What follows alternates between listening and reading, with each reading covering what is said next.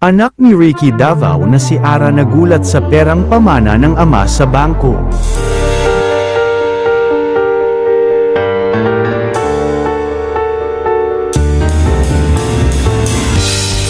Tila sa mga anak ni Ricky Davao at Jackie Lou Blanca ay tila si Ara Davao ang pinakapaborito ng namayapang aktor.